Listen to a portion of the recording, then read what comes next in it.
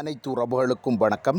நாம் இன்றைய வீடியோவில் பார்க்க இருப்பது IPL 2026 ஆண்டு சுற்றுப் போட்டிகளுக்காக CSK அணியானவர்கள் தங்களுடைய குழாமிலே காணப்படுகின்ற மிகச்சிறந்த இந்திய சுழற்பந்து வீச்சாளரான ரவிச்சந்திரன் அஸ்வின் அவர்களை தக்க வைத்துக் கொள்ளக்கூடிய வாய்ப்புகள் காணப்பட்டதா அல்லது ஏலத்துக்கு முன்பாக வெளியேற்றிக் கொள்ளக்கூடிய சந்தர்ப்பங்கள் காணப்பட்டதா என்பது தொடர்பாகவே நாம் முழுமையாக பார்க்கக்கூடியதாக காணப்படும்.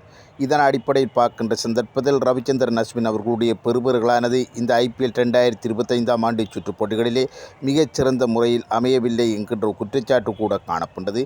இதற்கமைய பார்க்கின்ற வேளையிலே இறுதியாக நடைபெற்று முடிந்த ஏலத்திலே ரவிச்சந்திரன் அஸ்வின் அவர்களை CSK அணியானவர்கள் 9,75,00,000 ரூபாய் என்கின்ற மிகப்பெரிய ஒரு தொகை கொண்டு வாங்கியிருந்தார்கள்.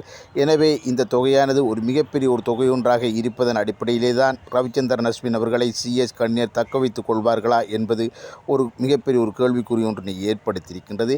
ஏனென்று பார்க்கின்ற சந்தர்ப்பத்தில் சர்வதேச போட்டிகளிலிருந்து ஓய்வு பெற்றிருக்கின்ற ரவிச்சந்திரன் அஸ்வின் அவர்களுடைய பெறுபவர்களானது மிகச்சிறந்த முறையில் எதிர்வரும் IPL 2026 ஆண்டு சுற்றுப் போட்டிகளிலே அமையுமா என்கின்ற கேள்விக்குறி கூட காணப்படுகின்ற சூழ்நிலையில் இவரை விலக்குகின்ற சந்தர்ப்பத்தில் இந்த 9,75,00,000 ரூபாயினை ஏலத்தில் பயன்படுத்திக் கொள்ளக்கூடிய வாய்ப்பினை CSK அணியினர் ஏற்படுத்திக் கொள்ளக்கூடிய சந்தர்ப்பங்களும் காணப்பட்டது.